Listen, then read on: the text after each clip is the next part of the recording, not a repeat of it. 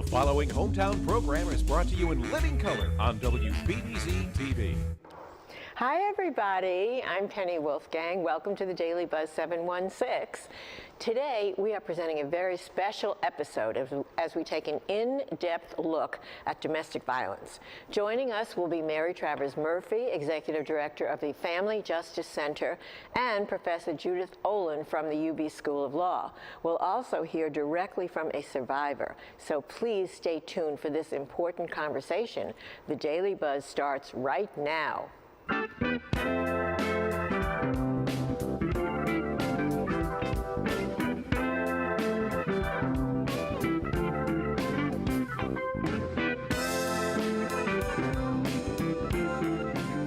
Oh, where's my thing for the So, Judge. Hi, you know what, everybody?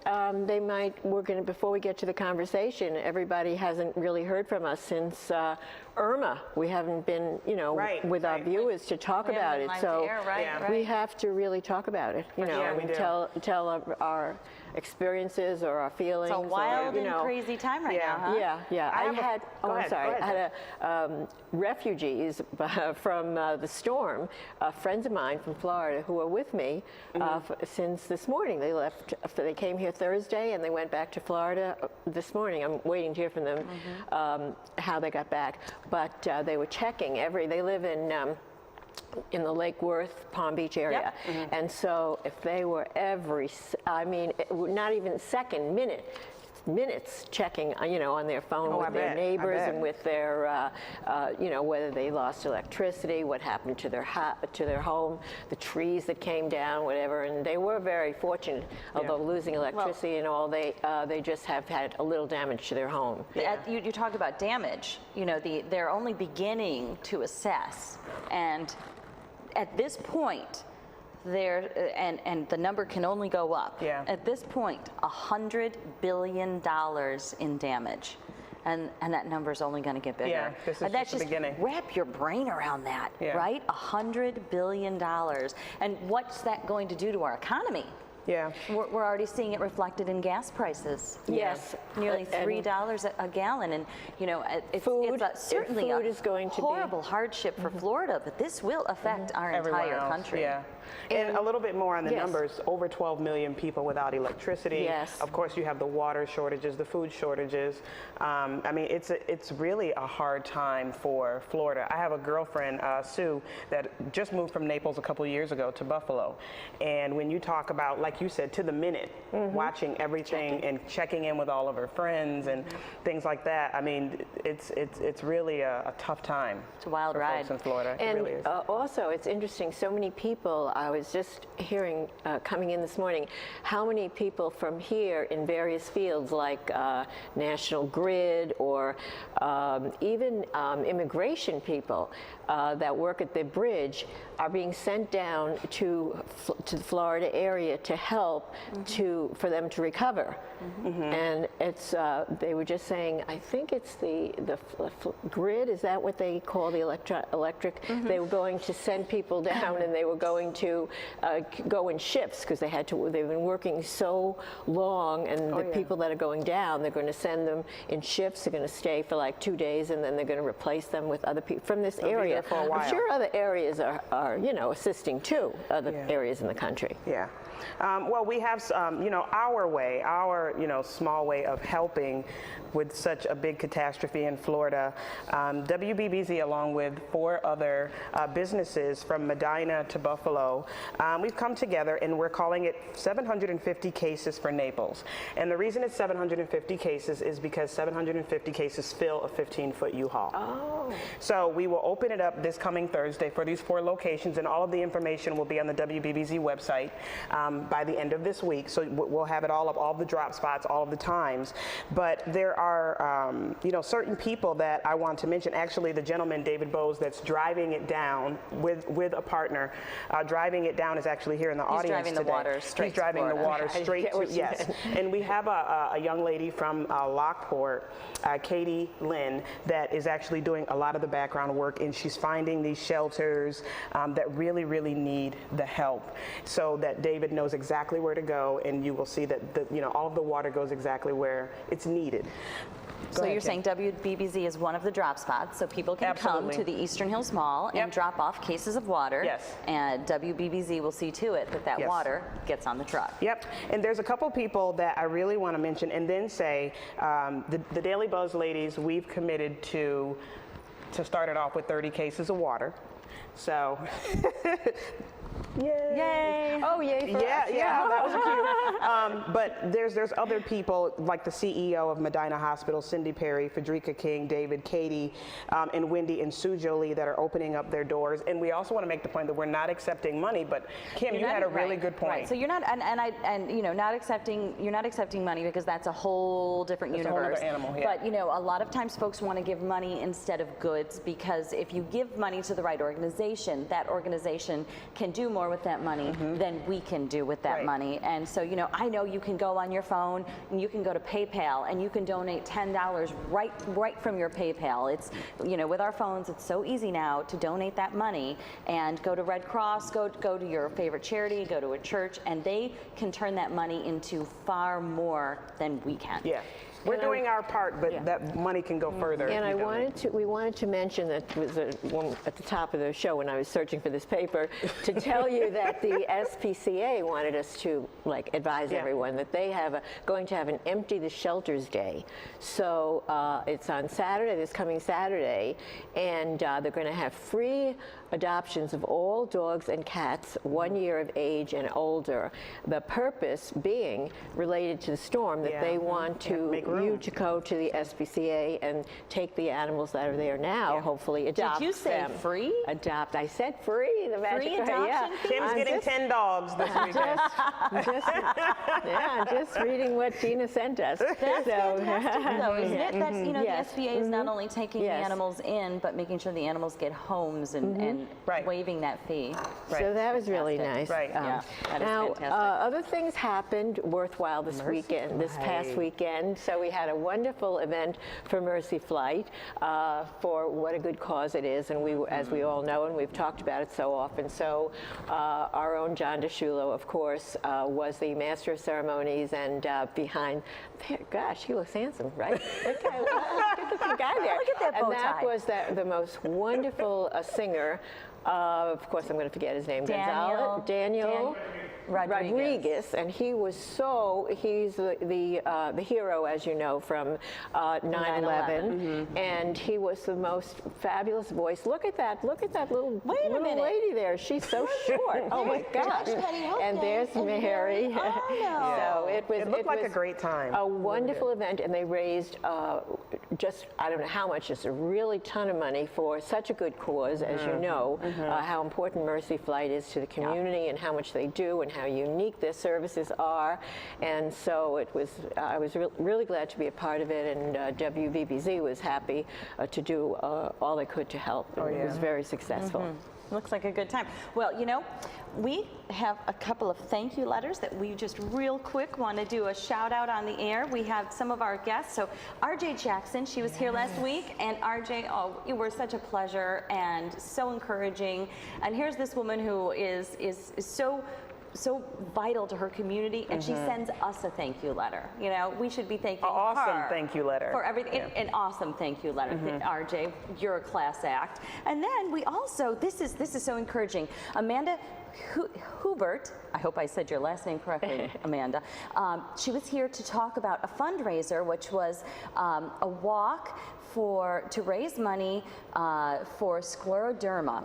The walk raised $25,000. And you know, Amanda wanted to send a thank you and to share what, you know, the outcome of that fundraiser was, and we were just so you know, thrilled, Amanda, that you were able to come on the show and $25,000. Congratulations. And hey, folks, it's primary day. So get out there and exercise your voting privilege. So says the judge. Right. So after the show, after you watch the show.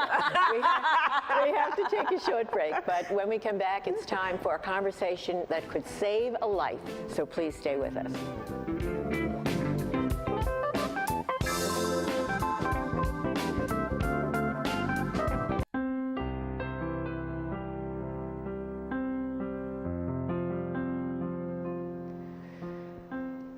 Welcome back to the Daily Buzz 716. Have you ever experienced domestic violence at the hands of a significant other or family member?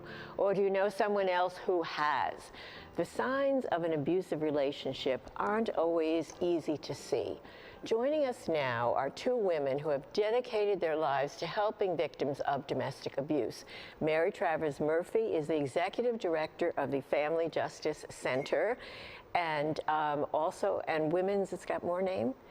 Director of Family Violence and Women's, no. I'm Family Justice Center. Okay, I know, and Judith Olin is at the UB Law School and the director of the Family Violence and Women's Rights Law Clinic. At the UB Law School. Yes. And they're two separate things, which we're going to find out about shortly. So we're going to find out, first of all, what is a definition of domestic violence, because I think our viewers probably have a different idea in their mind of what it really is. We boiled the definition down to one word so you can file it up here. Am I not? My gut is telling me she might be or he might be. The word is control. One person trying to control every aspect of another person's life. Violence is a tool in the toolbox, the threat of violence another tool in the toolbox, and an array of highly effective emotional, psychological, financial, and sexual tactics. That is really interesting that you can put that into one word, because when you think of domestic violence, most people immediately go to the physical. Someone makes a fist and punches you, and you go, okay, that's domestic violence. But control, that changes the flavor. It does. Of our understanding. And somebody could try and control when the victim eats, when she sleeps, when she uses the bathroom, who she spends time with, where she goes. So that coercive control can span a very large number of activities. I'm glad that you ladies, specified or made it a little broader, because one thing I brought up earlier is it's kind of like with bullying. Some people can say, "Oh well, it's not that big a deal. You're going too far. It's really like you're exaggerating it." That's not the definition of bullying. I'm glad that you put it out there like that. What do you hear out in the community when people talk about it? Is there a certain area where people may say, well, you're exaggerating maybe in this area? That's really... Do they push back against your definition? I think survivors of domestic violence, and we've got 25 of them that I've collected in the last 7 years. You're going to hear from one of them in a few minutes. They tell me when they were in the midst of what would be defined as classic domestic violence, they never would have identified themselves as a victim. So when you heard the term and you were in it, what did you think? Oh, that horrible thing that happens to these poor women in the world. Well, what women? Well, maybe women who are weak or lack self-esteem, or go back to the comfortable stereotypes, living in a trailer park in the South or living in a big ghetto You must area. be uneducated. Right.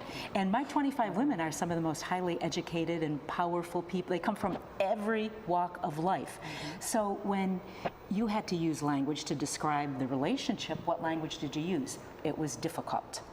It was rocky. I tiptoed around thinking if I did this and not that and not this, nothing would have happened. It was a roller coaster, and eventually those wonderful highs were non-existent and the lows were terrorizing, terrifying 24/7. Or, he had anger issues, not realizing that anger, especially jealous anger, is a very effective tool in the toolbox of that abuser.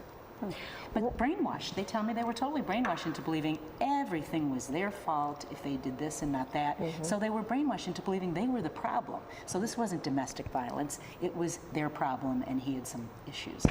What are some, I was really shocked, we were talking before, about the statistics, particularly that there are very poor statistics for Erie County. And I don't know, I wondered why, and could you tell us? Right. Well, in 2016 in Erie County, there were 5,184 reported cases of domestic violence reported to the police. But we know for every case, there's at least 2 to 3 more cases that go unreported. So we're talking about over 10,000 cases in Erie County of domestic violence. We also know in 2015, there were 8 family violence, homicides. Those were either intimate partner violence or other family members. Now, that was more than double in Westchester County, which has more people than Buffalo, and it was tied with Kings County down in Brooklyn, which probably has 2.5 times the number of people that we do. So we are seeing very high rates in our county. Is there a why? Why? Well, Why? I think it boils down to this. And the stats are the stats. 1 in 3 young women in that early teen to early 20 age will be a victim of an abusive relationship. 1 in 4 women and 1 in 7 boys and men. That stat was just lowered from 1 out of 9. Wow. Now, very prevalent. We speak every day of the week. We go out and we talk Monday, Tuesday, Wednesday, Thursday, Friday, Saturday, Sunday. Doesn't matter if we're speaking in the swankiest country club in East Amherst or Clarence, in the most impoverished community center in the middle of the east or west side of Buffalo, or East Aurora, or any community in between. That 1 in 3, that 1 in 4, that 1 in 7 number plays out. It's everywhere. Talk to us about some of the red flags. Yeah. Well, power and control.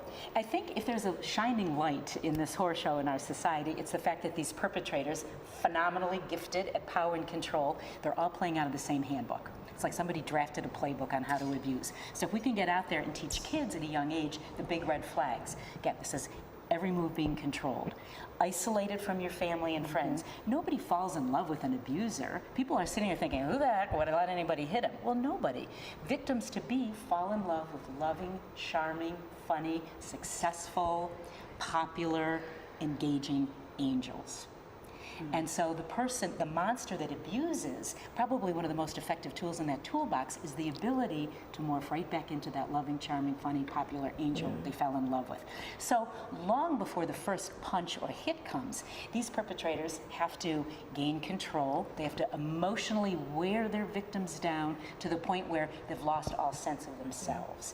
And my women who got out tell me by the time it went physical, they were so worn down psychologically and emotionally that they couldn't pinpoint that moment in time. They've been isolated from family and friends. Perpetrators love to have a huge long list of rules that apply to the victim, but not to them. Lots of angry jealousy, accusing them of getting romantically involved with any person who randomly crosses their path. So, and we have a little booklet right there, our red flag booklet, telling the degree it's likely to go lethal.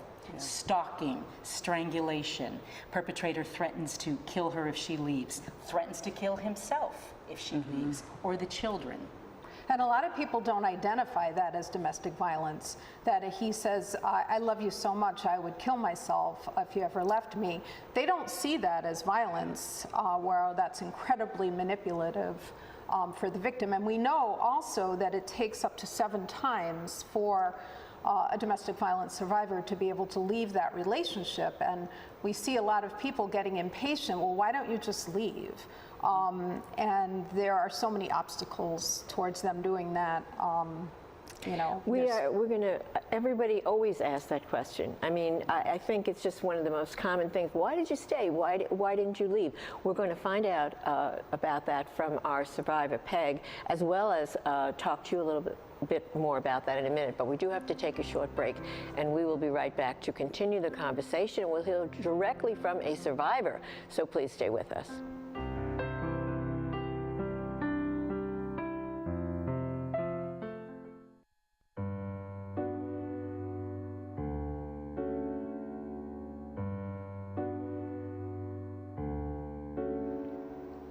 Welcome back to the Daily Buzz 716. We are continuing our conversation with Mary Travis Murphy and Professor Judith Olin about domestic violence, and joining us now to tell her story from personal experience is Peg Simons, a survivor. Thank you so much for joining us, Peg. We know that it's probably difficult, but we would like to hear your story, as the viewers would, I'm sure, and then we can, talk about the example that you're setting. Well, I grew up in a very large, loving family right here in Western New York. I went away to college. I got both my degrees in engineering. And if you probably had met me during what I call the worst 10 years of my life, you would probably never have guessed that I lived in fear of the man I had married. Wow. 2 degrees, very educated woman. I can do well in a classroom, but I wasn't very good at finding the man that I would marry at that point in time. You know, I hear you say that. You weren't very good at finding the man you would marry. Is it that you weren't good at finding the man, or was it that he was so darn good at acting just the way he needed to act? It is, I think all of us grow up with that line in the sand of what we consider acceptable behavior to us and what we don't.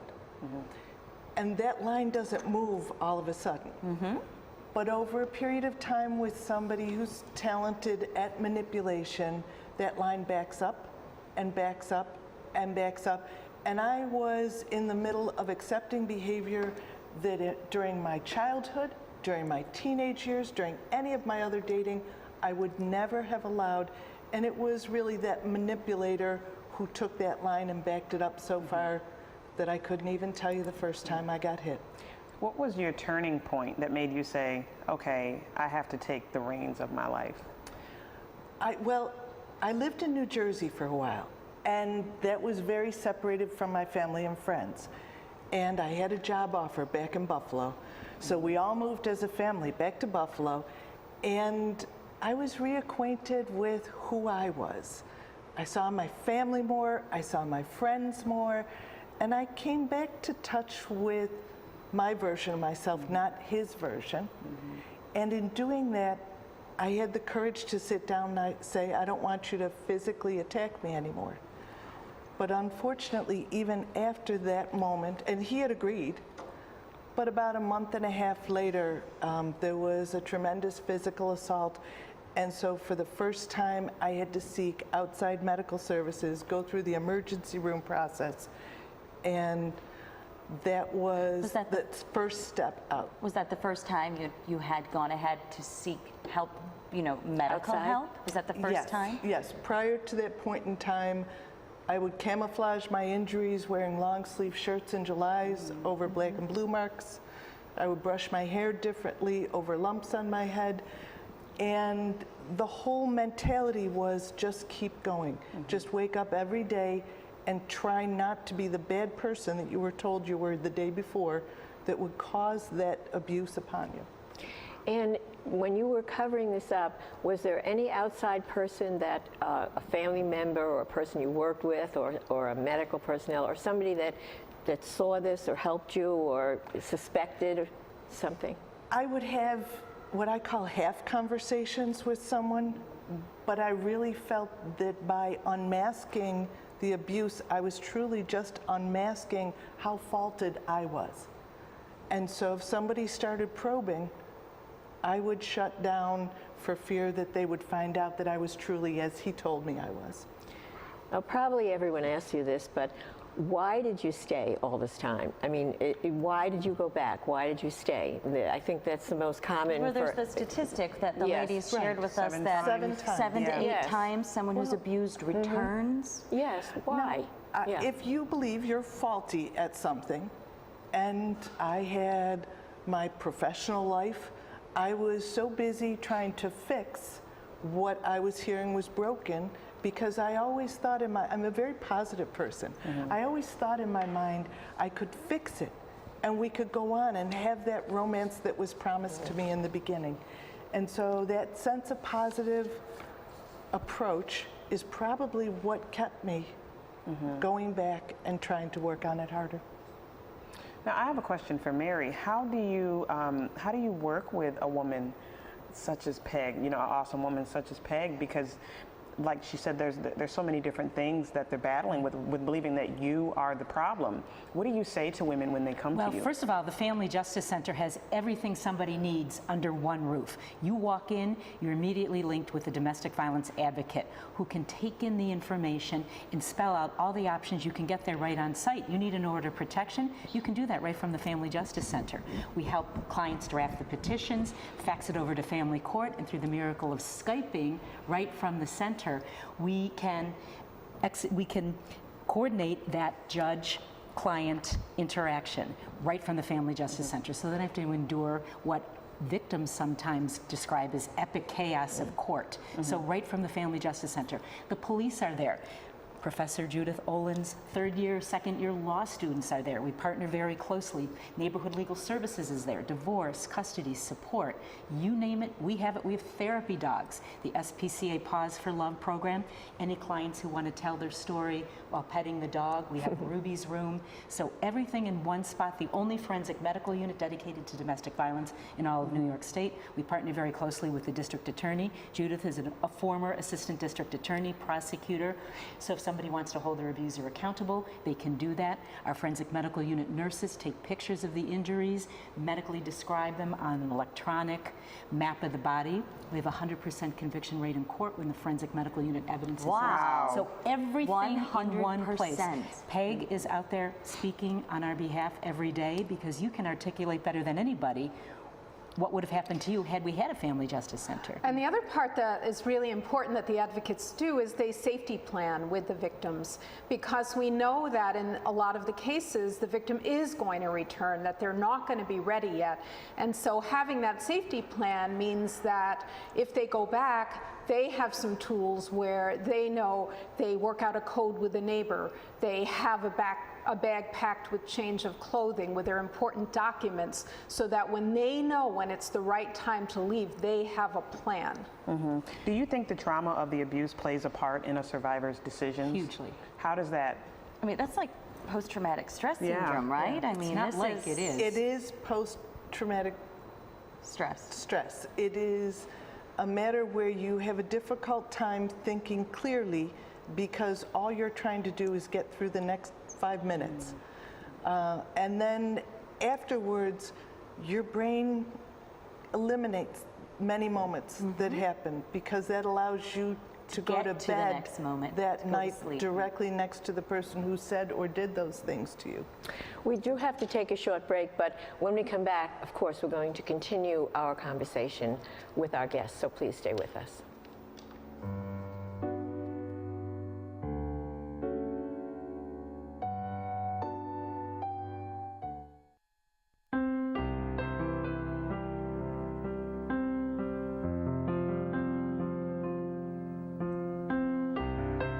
Welcome back to the Daily Buzz 716. We are continuing our conversation with Mary Travis Murphy, Judith Olin, and Peg Simons on the subject of domestic violence. And I think, as we said before, Professor Olin, I get that right, teaches the law and is involved with the law, and the law has changed quite a bit in the last, maybe 10 years regarding domestic violence, hasn't it? It has. I'd say since the late 1980s, there have been monumental changes in New York State law against domestic violence. Some of the most important reforms, such as mandatory arrest, where it's not up to the police, where they must arrest if a felony has been committed or if it's a misdemeanor and the victim wishes it. Creating specialized domestic violence courts, creating a domestic violence registry so that every order of protection is registered in this computer database, so that when police go to a given address, they know whether or not there's an order of protection in effect. So no-fault divorce in New York State has made getting a divorce so much easier. But unfortunately, we see that low-income women may not have the retainer to pay for an attorney, and the attorney may not be willing to take the case based on getting attorney's fees later on from the husband. And so in effect, we have these women who really can't take advantage of some of the changes that the law has brought, particularly in the divorce area. There's no right to an assigned attorney for a divorce case the way that there is, say, to get an order of protection. And economic abuse is also, it's a big issue in domestic violence, where women are afraid to leave because they don't know how to write a check. He controls all of the property. He may control the food budget. They may have no money on their own. They may be going hungry unless he provides money to go food shopping. So they're dependent, very dependent. You mentioned order of protection, and I'm sure you're aware of this, how many times people say, it's just a piece of paper, it's not worth anything, it's not going to prevent, and very often that does turn out to be true. It doesn't prevent the violence, as you know, but it does matter. It does matter in the legal system. Right, and there are many responsibilities on the part of the victim when there's an order of protection in place. You have to call police the minute there's a violation, because you give that perpetrator an inch, that control freak an inch, they will take a mile. No text, it's a no contact, that means no contact. They text you, you call the police. You give copies of that order of protection to your neighbors, to your employers, so that when they see a violation of the stay away order completely, they can call the police. And if you're working with an advocate and the police don't take that report, the advocate can call the police and make sure it happens. And the other really crucial fact is now that judges, when they're issuing an order of protection, they can order the surrender of all guns. And we know that if there are guns in the house, in domestic violence, there's a higher risk of lethality. So the judge, as part of the order of protection, will order the surrender of all guns, the revocation of any pistol permits, and that's extremely important. Can you describe to us, help us to understand about this, this new specialized court, Integrated Domestic Violence Courts? So the IDV, Integrated Domestic Violence Court, has been around actually since the early 2000s, and what it does is it assigns one judge if there is a criminal case, domestic violence case, and then there's, say, a civil custody case or order of protection case, and it takes both those cases and has one judge hearing them. And the Integrated Domestic Violence Court also has additional resources. It has a resource coordinator, so there can be more careful monitoring, because a lot of the perpetrators are ordered to do drug and alcohol counseling. They're ordered to do domestic violence counseling, and there's special staff that can monitor whether or not they're doing those things. Now, Peg, I would love to hear about your experience with the legal system when you were going through your process. When I was going through my process, which was, I should say, 18 years ago, so certainly I wouldn't be able to speak about it if it were in the recent past. It is a significant amount of counseling and time passing that has allowed me to recover. I found that the judicial system, although flawed, was good. There were a significant amount of times where we were sitting waiting, and that would put me across the seat from my abuser, and without any interaction, but still the threat of that person being there. I also found that at that point in time there was no fault, and so part of my at-fault divorce required me to give testimony of different events and different occasions, which were, at that point in time, ripping open wounds, pouring salt on wounds. So I'm so glad that there is no fault, because that lessens the burden. Can you tell us what no fault is, for those that may not know? My understanding, from my engineer's perspective, you should probably have Judy. Well, you know speak on what, that. Professor Yes, that you no longer have to allege a particular grounds for divorce, like it used to have to be cruel and inhuman treatment or abandonment or adultery, and now you no longer need that to petition for a divorce. It can just be that you want to get a divorce, and you don't have to have a specific You don't have to prove anything to anybody. You just say, I want a divorce, and you get your divorce, Well, right? it hopefully takes away some of the acrimony when, by the very word of fault, you know, where it used to be you'd have to say, he did this, he did that, and then she would say, no, you know, blah, blah, blah, and I didn't, and it was antagonistic. So this helps, I think, alleviate some of that issue. So. And I think I can hear people home in these relationships saying, but the perpetrator used the court for 4 decades to continue the power and control. That's a problem. And that's an absolute That's a fact. problem. And we try to help. I know. But actually, since we were talking about the domestic violence, the integrated courts, and so it's a lot better from what you said 18 years ago. Yes. I think we've solved a lot of those issues, you know, of see waiting the around and advancement sitting, of the courts. and also, as Professor Olin said, the idea that there are social workers and there's ancillary help, and with both of your groups.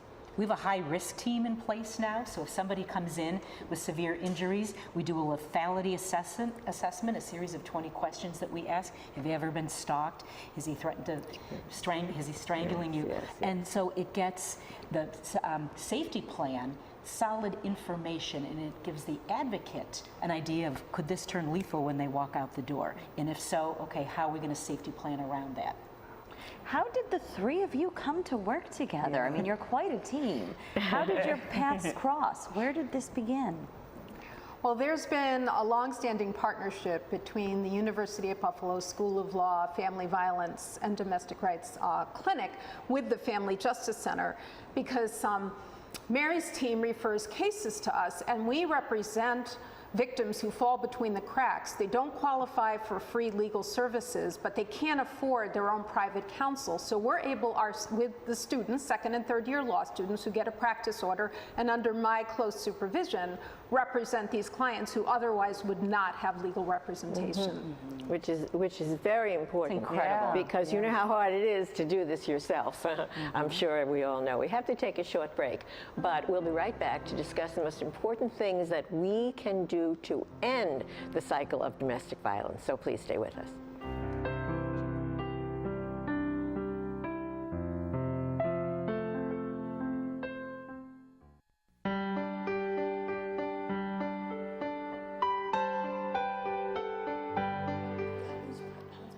Welcome back to the Daily Buzz 716. We are continuing our conversation as we said we were going to, but I think we want to talk a little bit, if we can, about like prevention, if there is such a thing, or what, how early we can start to, like with teenagers or young people, to let them know or to help them, as you said, look for the signs that this person might be the wrong person, or this person might be a future abuser. This might not be the best relationship for them. I'm going to let you speak from the Family Justice Center's Kids don't work. have enough experience to understand the big red flags. They think uncontrollable jealousy is love. They think being texted 875 times in a 1 hour period, being second guessed, why are you wearing that? I told you not to wear that. You look like a slut when you wear that much makeup. Accusing them of getting romantically involved with any random member of the opposite sex who cross their path. They think that's love. We are getting calls now from the middle schools, and in the last year from the grammar schools. Come in and teach these kids what a healthy relationship is. They're mimicking in our hallways at school what they're seeing at home.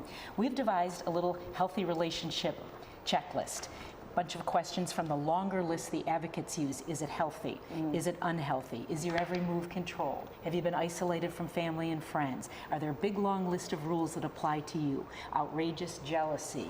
And again, tools in the toolbox of the abusers. So the key is to get out there and teach kids at a very young age what the big red flags are and give them these kinds of materials. Now, when you think about that and you say teenagers in grammar school, where have we as the parents dropped the ball? What can we do to help? Because, I mean, the programs are great, but they're home as well. So what can parents do, or what can we do better? Well, children are getting cell phones at the age of 11 and 12. And I can tell you that a lot of parents are not monitoring it. They're not monitoring their social media.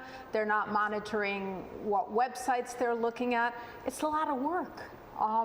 But it's so important. So you wouldn't know if you're not monitoring your daughter's phone. You wouldn't know that she got 100 texts from her boyfriend in an hour. But parents have to be so aware, and they kind of have to be like mini police officers in a way.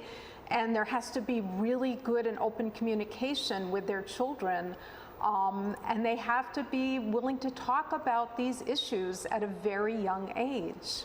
And the most difficult part is that conversation. We are in the process of producing videos now to help people guide them through the conversation. Anybody out there thinking, okay, I do have this problem, call the Family Justice Center. We'll put you on the phone with the domestic violence advocate who can give you the verbiage and the words to have that conversation. And we are happy to drop these materials off anywhere. How are the kids in the middle school and in the elementary school receiving you?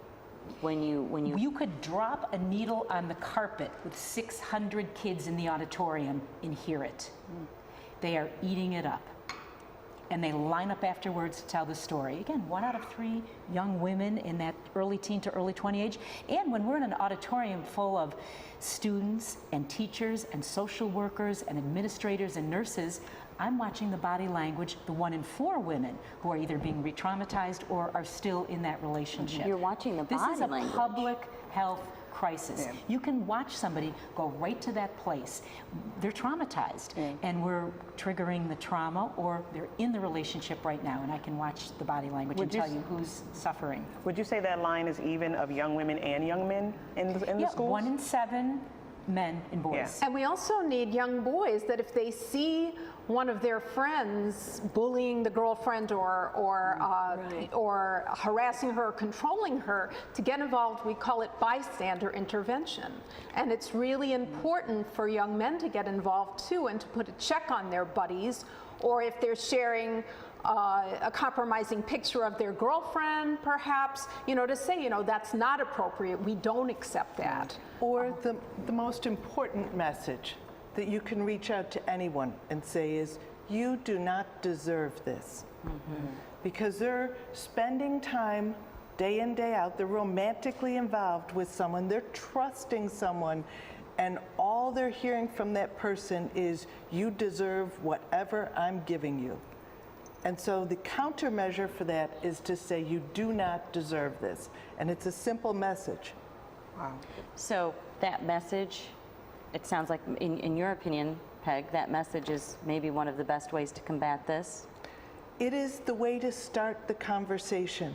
There is a lot of victim blaming that has gone on over the years. Why did she stay? How come she didn't leave? Yes. That's never the right place to start when you're trying to have somebody build up the strength to walk out that door. So maybe folks who have not experienced, this horrible period in their life need to be educated as much as those who are experiencing. Yes, and it's a gift if you've gotten this far in your life and you don't have some past relationship that you would point at and say that I received behavior that I did not deserve as part of that behavior. And Peg, talk about the overwhelming emotion that trumped fear. You leave, you're dead. You leave, those kids are dead. It's shame. It is the overwhelming reason that I never stepped forward, that it would be that I wasn't a good person, that I wasn't a good engineer, that I didn't make good decisions, and that somehow the brunt of having stayed so long with someone was due to my bad decision making, not his manipulation. So, I'm I'm sorry. And so there's the embarrassment factor too. I mean, I'm sure you didn't want people you work with to know, correct? Family, you don't want family members to know. I mean, that's always an issue. It is. The hardest time probably was telling my mother, because that motherhood says I should have raised her differently, but it's not having raised the victim differently. The responsibility is on the family of the abuser to try and help that person before they start abusing. We forget how very good the abuser is at abusing. Yes. Phenomenal. So what do you say to the man or woman watching our show today that says, I am trapped in an abusive relationship? What does Peg say? I would say most certainly that you do not deserve anybody abusing you. That these chains that you wear around you that you may not want to acknowledge are fully there, it's time to find the rest of your life. I'm very lucky. I got out of my marriage. I was able to remarry a very calm man. I want them to find the rest of their lives too. We're so happy to hear that. We want to thank you so much. We want to thank Mary Travers. We want to thank Peg. We want to thank Professor Olin, everybody, for being with us today. And we hope that if you or anyone you know is impacted by domestic abuse, you can seek the help you need to escape a potentially lethal situation. And we have to take a short break, but we'll be right back with some final thoughts.